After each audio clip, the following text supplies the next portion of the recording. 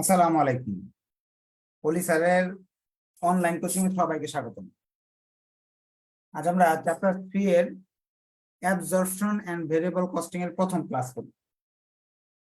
এই চ্যাপ্টারটা management accounting নামে থার্ড ইয়ার এবং প্রিলি মাস্টার্সে ম্যানেজমেন্ট অ্যাকাউন্টিং এর চ্যাপ্টার 3 তে আছে।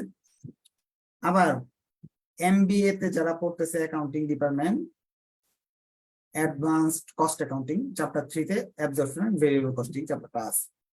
দুই বইতেই যাদের আছে, যে বইতে এই চ্যাপ্টারটা আছে তাদের জন্য 10 নম্বরে এই অধ্যায় থেকে বরাদ্দ থাকে। এখন সব চ্যাপ্টার সমান না, যেমন ধরেন আমি থার্ড ইয়ারের বা প্রিলি মাস্টার্সের ম্যানেজমেন্ট অ্যাকাউন্টিং নিয়ে আলোচনা করি বুঝার সুবিধার্থে, কারণ এখানে অ্যাকাউন্টিং ডিপার্টমেন্টের অনেকগুলো চ্যাপ্টার আছে, বা ম্যানেজমেন্ট ডিপার্টমেন্টের অনেকগুলো চ্যাপ্টার আছে, বা মাস্টার্সের অনেকগুলো চ্যাপ্টার আছে। এমবিএ তে তো আরো বেশি চ্যাপ্টার। এমবিএ যারা ফাইনাল করতেছে, যে ফাইনাল দিচ্ছে, 10-12টা চ্যাপ্টার। এখন অ্যাবজর্পশন এন্ড ভেরিয়েবল কস্টিং হলো এই চ্যাপ্টার গুলোর মাঝে একটা জটিল চ্যাপ্টার। এখন ভালো রেজাল্ট করতে হলে, এ প্লাস পেতে হলে অবশ্যই চ্যাপ্টারটা করতে হবে। আর আপনি যে সব চ্যাপ্টার তো সহজ হবে না, যেমন ধরেন ফ্লেক্সিবল বাজেট অনেক সহজ লাগছে, সিবিপি সহজ লাগে, কস্ট কনসেপ্ট সহজ লাগতে পারে, কিন্তু অ্যাবজর্পশন এন্ড ভেরিয়েবল কস্টিং একটু জটিল হইলেও এখান থেকে 10 নম্বর কনফার্ম থাকে। এখন আপনি একটা সহজ চ্যাপ্টার করলেন যেখান থেকে পরীক্ষায় প্রশ্ন আসলো না, তাহলে তো আপনার কষ্টটাই বৃথা। এই চ্যাপ্টারটা করলে আপনার 14 নাম্বার থেকে 10 নাম্বার পাচ্ছেন। সেই হিসাবে আমি বলবো এই চ্যাপ্টারটা সবারই করা উচিত। তারপরেও যদি আপনার কাছে এই চ্যাপ্টারটা খুব জটিল লাগে, আমি চেষ্টা করবো সহজেই বোঝানোর, সহজ করে বোঝানোর। তারপর যদি জটিল লাগে আপনি এটাকে বাদ দিতে পারেন, বাদ দিয়ে অন্যগুলা করতে পারেন। আর আমার এখানে পড়তে গেলে একটা সুবিধা আছে, পড়তে আসলে একটা সুবিধা আছে। কি সুবিধা? সবগুলা ভিডিও আছে, যে আমাকে এই চ্যাপ্টার নিয়ে বসে থাকতে হবে এরকম না। আপনি চাইলে আপনার বইয়ের প্রথম চ্যাপ্টার থেকে শেষ চ্যাপ্টার পর্যন্ত সবগুলো চ্যাপ্টারের, মোটামুটি সবগুলো চ্যাপ্টারের ভিডিও সেভ আছে, সেগুলো দেখে দেখে অন্যগুলো একটু প্র্যাকটিস করবেন। আমি এই পরামর্শটা দিব প্রিলি মাস্টার্স স্টুডেন্টদের জন্য, যাদের পরীক্ষা সামনের মাসে, পড়া হয় নাই। তারা কি করবে? আমি এক চ্যাপ্টার পড়ালে সেই এক চ্যাপ্টার নিয়ে আপনি বসে থাকবেন না। আপনি সহজ সহজ চ্যাপ্টার গুলো, যেগুলো থেকে 10 নম্বর কনফার্ম থাকে, এইগুলো একা একা একটু বাসায় করে নেন। আচ্ছা, তাহলে ক্লাস শুরু করে দিই। প্রবলেম 1 করাচ্ছি। অ্যাবজর্পশন এন্ড ভেরিয়েবল কস্টিং এর মূলনীতিটা এরকম। আপনারা ছোট ক্লাসে বা ইয়েতে করছেন, কস্ট শিট করছেন। কস্ট শিটের মাঝে কি করছেন, বা ইনকাম স্টেটমেন্ট কিভাবে করছেন, এইভাবে করছেন যে আপনি সেলস থেকে আপনার এই কস্ট গুলো বাদ দিছেন, বাদ দিয়ে, না এই ফর্মেটটা এই ইয়েতে নাই, কিন্তু এটা তো ফর্মেট থাকার কথা ছিল। আমি বোর্ড একটু শর্টকাটে দেখাই দিই, হ্যাঁ, বোঝার জন্য।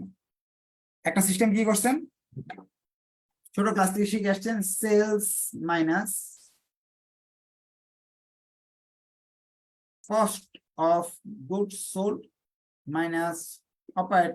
তাহলে একজন সেলস আছে 1 lakh, cost of goods sold আছে 20,000, 80,000 টাকা আসছে গ্রস প্রফিট। Gross profit. আর আপনি এখান থেকে কি করছেন, বাদ দিচ্ছেন হলো ভেরিয়েবল কস্ট, এই অপারেটিং কস্ট, অপারেটিং এক্সপেন্স। ধরেন আরো 20,000 বাদ দিচ্ছেন, 60,000 টাকা আসছে নেট প্রফিট।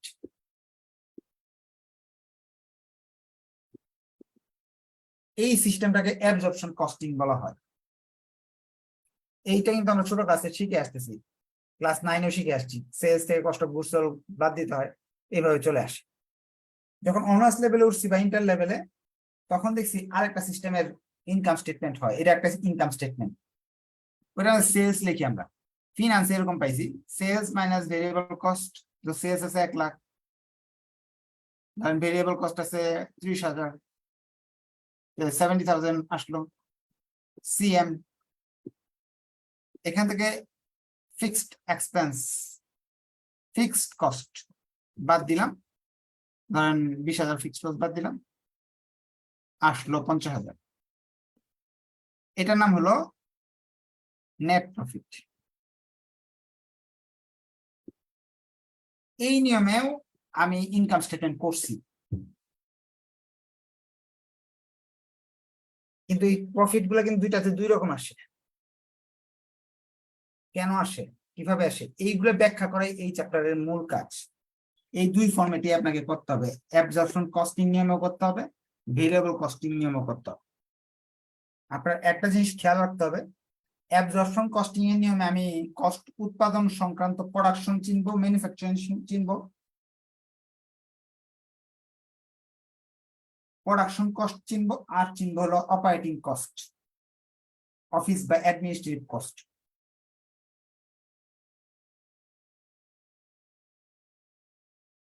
আর এইটাতে চিনবো হলো, এইটাতে আমি প্রোডাকশন কি জিনিস এটা আমি চিনি না, অপারেটিং কি জিনিস এইগুলো চিনি না, আমি চিনি ভ্যারিয়েবল কস্ট এবং ফিক্সড কস্ট।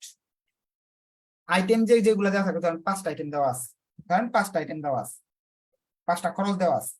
এই 5টা খরচকে আপনি এই নিয়মে করতে গেলে এইভাবে চিন্তা করবেন যে কোনটা প্রোডাকশন কোনটা অপারেটিং, আর এই নিয়মে করতে গেলে এই 5টাকে এই শ্রেণীতে ফেলতে চেষ্টা করবেন।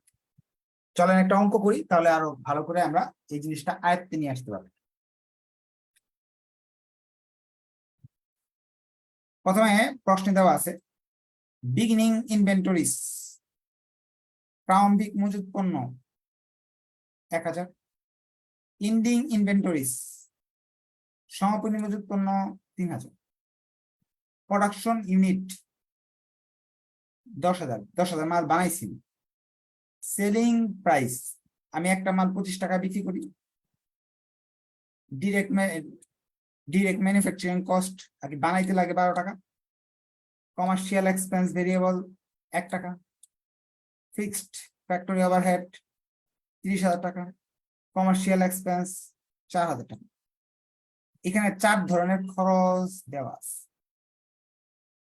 দিয়ে বলতেছে prepare and income statement applying direct costing system. Variable costing সিস্টেমের আরেকটা নাম হলো ডিরেক্ট কস্টিং সিস্টেম। আপনাকে বলা হয়েছে একটা ইনকাম স্টেটমেন্ট তৈরি করে দেখাতে হবে direct costing system and absorption costing, এবং একটা অ্যাবজর্পশন কস্টিং সিস্টেমও করতে হবে, এবং এদের টাকাগুলো কেন ডিফারেন্স সেটাও করতে হবে। এখন আমরা প্রথম অংশটা করবো, আজকে শুধু ডিরেক্ট কস্টিং সিস্টেমটা ভালো করে করবো। কিছু স্টেপ বলে রাখবো, ওই স্টেপ ফলো করলে আপনি পরীক্ষায় 10-এ 10 পাবেন। প্রথম স্টেপ, এই যে ইউনিট গুলো দেওয়া আছে এইগুলোর আলোকে আমাকে একটা ওয়ার্কিং করতে হবে। ওয়ার্কিংটা হলো, একটা সূত্র শিখিয়ে দিচ্ছি। ধরেন এখানে বিক্রয় কতগুলো মাল এটা আমরা জানি না, ওয়ার্কিং 1, এই ওয়ার্কিং এর মাধ্যমে সেলস কে বের করতে হবে। বিক্রয় কতটুকু আমরা জানি না, বের করার জন্য opening inventory plus production minus ending inventory, এই সূত্র 9 থেকে শেখা আছে। প্রারম্ভিক মজুত পণ্যের সাথে ক্রয় যোগ করতে হয় বা উৎপাদন যোগ করতে হয়, সমাপনী মজুত পণ্য বাদ দিতে হয়, তাহলে কস্ট অফ গুডস সোল্ড বা সেল বেরিয়ে আসে। প্রারম্ভিক এখানে প্রশ্নে তারা বলে দিয়েছে ওপেনিং হলো, আমি আরেকবার দেখাই আপনাদের আপনার সুবিধার বুঝার সুবিধার জন্য। হ্যাঁ,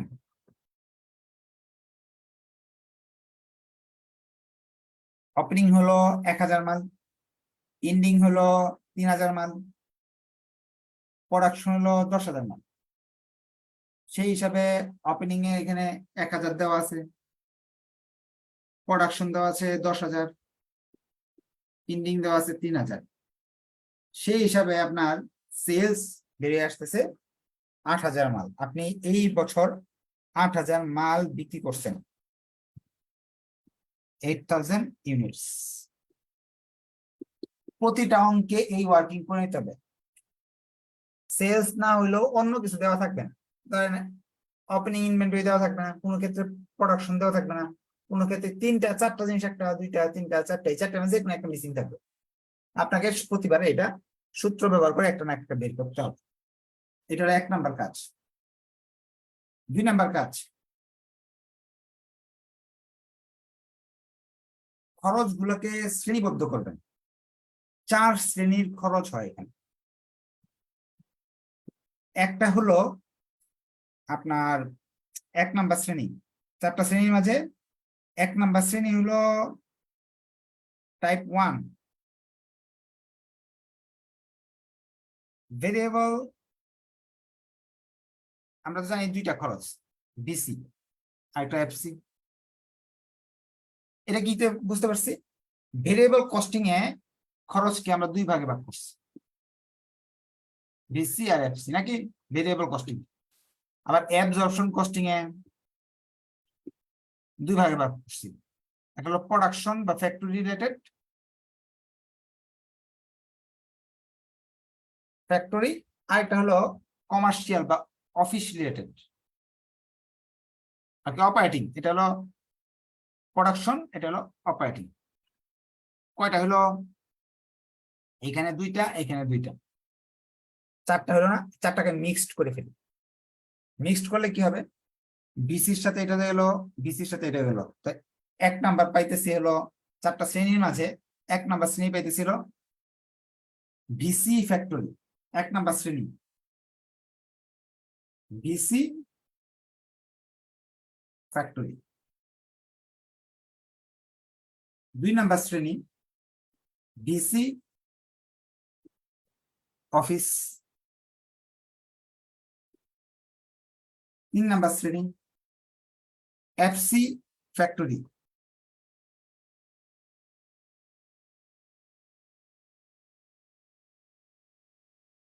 4 নাম্বার শ্রেণী এফসি অফিস।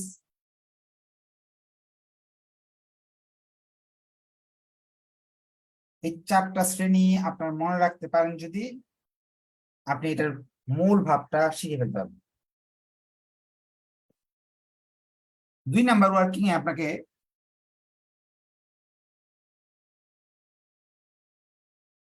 বিসি ফ্যাক্টরিকে খুঁজে বের করতে হবে।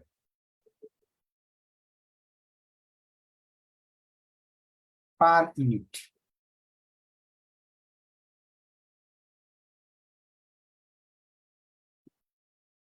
Factory cost, variable factory cost per ইউনিটকে আমাকে বের করে নিতে হবে। প্রশ্নে এটা সুন্দর করে দেওয়া আছে, একটু দেখেন। একটা মাল ডিরেক্ট ম্যানুফ্যাকচারিং, ম্যানুফ্যাকচারিং আর ফ্যাক্টরি কথা একই জিনিস, উৎপাদন প্রোডাকশন। একটা মাল বানাতে 12 টাকা লাগতেছে। এই অঙ্কের জন্য এই 4টা জিনিস দেওয়া আছে। বিসি ফ্যাক্টরি হলো 12 টাকা, এফসি ফ্যাক্টরি হলো 1 টাকা,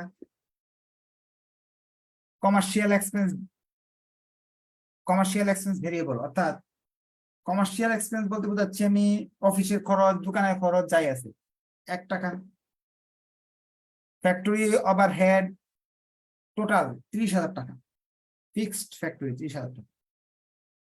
আর কমার্শিয়াল এক্সপেন্স ফিক্সড 40,000 টাকা, 4,000 টাকা। এই অঙ্কে এই 4টা খরচ দেওয়া আছে, 4 ধরনের খরচ প্রশ্নে দেওয়া আছে। কি কি দেওয়া আছে আরেকবার বলুন। ভেরিয়েবল ম্যানুফ্যাকচারিং কস্ট বা ফ্যাক্টরি কস্ট বা প্রোডাকশন কস্ট একই কথা, 12 টাকা দেওয়া আছে। একটা মাল বানাতে কয় টাকা খরচ হয়? 12 টাকা খরচ। 2 নাম্বার দেওয়া আছে একটা মালের জন্য কমার্শিয়াল বা অফিস বা অ্যাডমিনিস্ট্রেটিভ বা সেলিং বা দোকান বা এটা হল ফ্যাক্টরির ভিতরে উৎপাদন করতে খরচ হয় কত, আর ফ্যাক্টরির বাইরে কয় টাকা খরচ হয়? 1 টাকা দেওয়া আছে। ফিক্সড ফ্যাক্টরি ওভারহেড 30,000 টাকা, বা ফ্যাক্টরির ভিতরে ফিক্সড খরচ আছে 30,000 টাকা, ফিক্সড অফিস এক্সপেন্স আছে 4,000 টাকা। এই 4 শ্রেণীর খরচ দেওয়া আছে, 4টা দেওয়া আছে। ওয়ার্কিং এর মাঝে এই 1 নাম্বারটাকে খুঁজে বের করতে হবে, এই 12 টাকা বের করে নিচ্ছি। এখন পরবর্তী কাজ, একটা ইনকাম স্টেটমেন্ট করতেছি। Income statement under direct costing অথবা ভেরিয়েবল কস্টিং নিয়মে। ইনকাম স্টেটমেন্টের ঘরে তো আমরা জানি এরকম ঘর হয়, 2টা ঘরও করতে পারেন আপনি ইচ্ছা করলে। অ্যাকাউন্ট টাইটেল টাকা, টাকা। প্রথম লিখতে হবে সেলস। কতগুলো মাল বানাইছি জানেন? 8,000 মাল বিক্রি করছি। কোথায় পেলাম? ওয়ার্কিং করে, এই যেখান থেকে গুণ।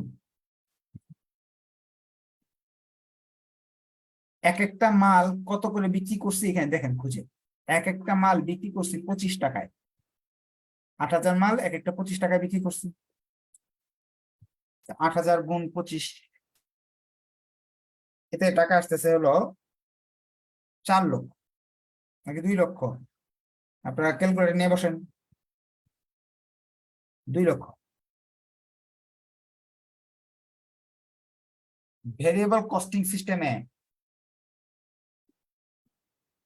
Less variable cost of goods sold, variable cost of goods sold অর্থাৎ টাইপ 1 এখানে আসবে।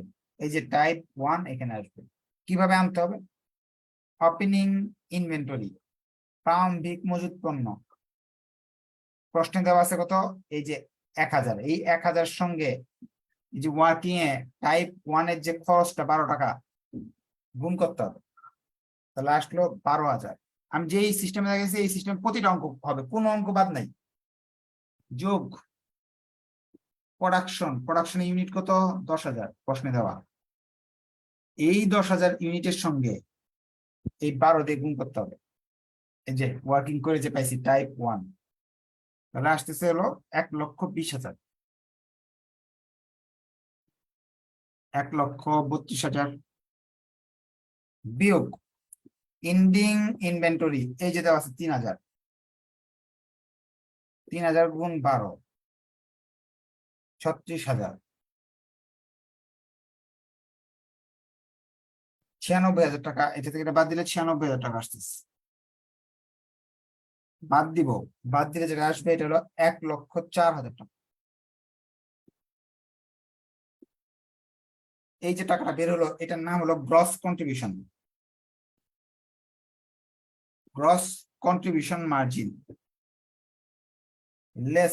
লেস ভেরিয়েবল কস্ট মার্কেটিং বা অফিস, অর্থাৎ টাইপ 2। টাইপ 2 এর খরচটা এখানে বাদ দিতে হবে। বলছে একটা মাল বিক্রি করলে 1 টাকা খরচ হয়। মনে রাখবেন মার্কেটিং কস্ট অলওয়েজ সেলস এর উপর নির্ভর করে, অর্থাৎ একটা মাল বিক্রি করতে 1 টাকা খরচ হয়। কতগুলা মাল বিক্রি করছেন? 8,000 মাল বিক্রি করছেন। তারা কিন্তু বইলা দেয় নাই যে এটা সেলস ইউনিটের সাথে গুণ করতে হবে। আপনি ইচ্ছে করে প্রোডাকশন ইউনিটের সাথে গুণ করে ফেলতে পারেন না, এরকম না। মার্কেটিং এর যে ভেরিয়েবল কস্ট এটা হলো সেলস ইউনিটের সাথে গুণ করবেন। মার্কেটিং ভেরিয়েবল কস্ট কি? এতে যে টাকাটা আসতেছেন আপনার 96,000 টাকা। এই 96,000 টাকার নাম হলো কন্ট্রিবিউশন মার্জিন, সিএম। এখান থেকে বাদ দিতে হবে ফিক্সড কস্ট, মানে টাইপ 3 and 4, 4 নাম্বার এবং 3 নাম্বার টাইপে যত খরচ আছে সব বাদ দিতে হবে একসঙ্গে। এখানে আমাকে ফ্যাক্টরি কস্ট আছে, fixed factory cost, fixed factory cost বা ম্যানুফ্যাকচারিং কস্ট প্রশ্নে দেওয়া আছে 30,000।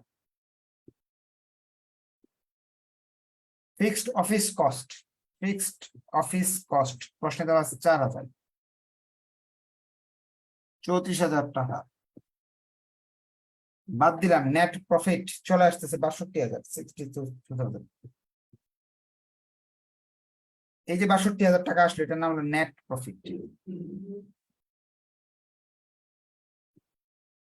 এখন আমি কি শিখলাম? প্রশ্নে এই 4 ধরনের খরচ দেওয়া থাকবে। এই অঙ্কটা করার জন্য আমাকে যা যা করতে হবে, সেলস থেকে টাইপ 1 কে বাদ দিতে হবে 1, পরে টাইপ 2 কে বাদ দিতে হবে, পরে টাইপ 3 এবং 4 কে বাদ দিতে হবে। তাহলে ভিসি সিস্টেমের অঙ্ক আপনি 100% করতে পারবেন। এখন যদি আমাকে বলা হয় যে তুমি এবার অ্যাবজর্পশন কস্টিং করো, তখন কি করব? অ্যাবজর্পশন কস্টিং এর নিয়মে করতে গেলে আজকে আর করাবো না। সেলস থেকে তারা তো এই ভিসিএফসি কে চিনে না, তারা চিনে ফ্যাক্টরি গুলাকে আগে চিনে, অর্থাৎ 1, 3 কে আগে বাদ দিবেন,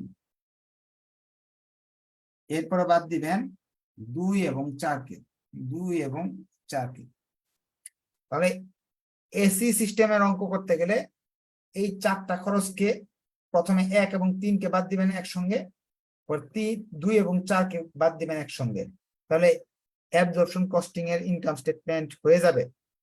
আর ভেরিয়েবল কস্টিং এর ইনকাম স্টেটমেন্ট করতে গেলে এই চার টাইপের খরচের মাঝে 1 কে প্রথমে বাদ দিবেন, পর 2 কে বাদ দিবেন, পর 3 এবং 4 কে বাদ দিবেন। আপনি অন্য অনেক টিচারের কাছে এই সিস্টেমের অঙ্কগুলো করছেন, করার পরে দেখা গেছে অনেক কিছুই বুঝেন নাই বা অনেক প্রশ্ন বা অনেক কিছু আপনার ভেজাল লাগছে। কিন্তু আমি যে কৌশলটা বলে দিলাম, আপনি এই কৌশলটা মনে রাখলে পৃথিবীর যত কঠিন এই টাইপের অঙ্ক আসুক আপনি সেগুলো আনসার করতে পারবেন।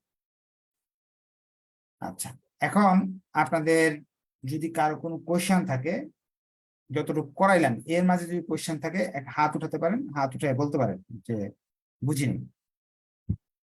শুধু অ্যাবজর্পশন কস্টিং নিয়ে আপনি কোয়েশ্চেন করবেন, অন্য কোনো কোয়েশ্চেন না। এই যে ভেরিয়েবল কস্টিং নিয়ে যতটুকু করাইলাম এটা নিয়ে কোয়েশ্চেন। বলেন কি কোয়েশ্চেন?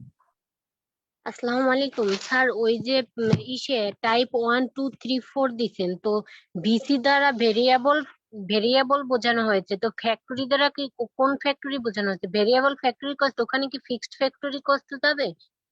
আচ্ছা আচ্ছা আচ্ছা, মানে ঠিক আছে। হ্যাঁ ঠিক আছে, বুঝতে পারছি আপনার প্রশ্নটা, আরেকবার বুঝিয়ে দিব। আচ্ছা, আর কার আরেকজনের কোয়েশ্চেন ছিল, বলেন। আসসালামু আলাইকুম স্যার। আসসালাম। স্যার, বইয়ের নিয়মে করলে হবে, মানে সাজানোটা যেভাবে মন এই চায় এভাবে, অঙ্কগুলো? সমস্যা নেই কোনো, যেভাবে মন চায় এভাবে করেন। আমি আপনাকে এই কৌশলে কেন করতে বলছি, এটা আমার কাছে সহজ লাগে। আচ্ছা, আর আরেকজনের কোয়েশ্চেন। আচ্ছা, প্রথম জনের কোয়েশ্চেন বলেন, বলেন। স্যার আমাদের এই এমবিএ তে পিছনে কয়টা আছে এইভাবে অধ্যায় আমাদের, যে আমরা থার্ড ইয়ার ফাইনাল ইয়ারে পড়ছি অনার্সের? এরকম অনেক ম্যাচ আছে। হ্যাঁ, আপনাদের হলো আমি এই বিষয়টা আরেকটু ক্লিয়ার করে দিই। হ্যাঁ, আরেকটা জিনিস ক্লিয়ার করে দিই, পড়ানোর সিস্টেমটা। এই যে প্রবলেম 1 2 3 4 এরকম 7টা অঙ্ক করাইছি, এখানে 7টা অঙ্ক আছে। এই 7টা অঙ্ক দিয়ে আপনার বেসিক আমি করে দিব। এই বেসিক করার পর আপনি এই 7টা অঙ্ক করার পর বই থেকে আরো 70টা করবেন প্রয়োজনে। হ্যাঁ, 70টা করে যদি কোনো প্রবলেম থাকে সলভ ক্লাস হবে। ওই ক্লাসে আপনি বলতে পারবেন স্যার আপনি 7টা বেসিক করানোর পরে আমি তো আরো 2-1টা পারতেছি না, এটা এমবিএ হোক বিপিএ হোক যেই এটারে হোক করবেন। করার পরে আপনার প্রবলেম থাকে সেটা সলভ করে দেওয়া হবে। আর যারা এমবিএ ফাইনালে পড়ে তাদের একটা সুবিধা আছে, অনার্সের এমবিএর জন্য আলাদা কিছু নাই, অনার্সের পড়াগুলোই একটু কঠিন হয়ে আসে। বেসিক শিখতে গেলে তো সহজ থেকে শুরু করতে হবে, একেবারে তো কঠিন করলে বুঝবেন না। আচ্ছা, প্রথমে যে প্রশ্ন করছিল যে এই যে ভেরিয়েবল কস্টিং ফ্যাক্টরি, এই ভেরিয়েবল কস্টিং আর কি প্রশ্নে এরকম বলা থাকবে যে ম্যাটেরিয়াল, এই যে দেখেন প্রশ্নে এরকম বলা থাকবে ডিরেক্ট ম্যানুফ্যাকচারিং এক্সপেন্স। এটা বুঝে নিতে হবে, ম্যানুফ্যাকচারিং শব্দের অর্থ হলো ফ্যাক্টরি, আর ডিরেক্ট কস্ট মানে ভেরিয়েবল কস্ট।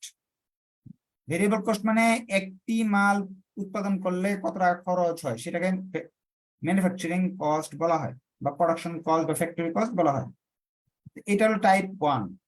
2 নাম্বার হলো বলে দিবে ভেরিয়েবল অফিস কি কি বলতে পারে, কমার্শিয়াল এক্সপেন্স, অফিস এক্সপেন্স, অথবা সেলিং এক্সপেন্স, দোকানের খরচ, অফিসের খরচ, যে কোনো খরচ বলতে পারে। আর ফিক্সড গুলো স্পষ্ট ফিক্সড লেখা থাকবে, এটা ফ্যাক্টরি লেখা থাকবে, বা ম্যানুফ্যাকচারিং বা প্রোডাকশন দেওয়া থাকবে। আর কমার্শিয়াল অপারেটিং এক্সপেন্স গুলো আলাদা লেখা থাকবে। এক ক্লাসে তো বোঝা যাবে, নেক্সট ক্লাস করলে আরো 2-3টা ক্লাস করলে মোটামুটি আমাদের সবগুলো জিনিস ক্লিয়ার হয়ে যাবে। আপনারা ভিডিওটা একটু ভালো করে দেখেন, দেখার পর যদি না বুঝেন নেক্সট ক্লাসে কোয়েশ্চেন হবে। আজকে তাহলে এই পর্যন্ত থাকলো, ধন্যবাদ সবাইকে, আসসালামু আলাইকুম।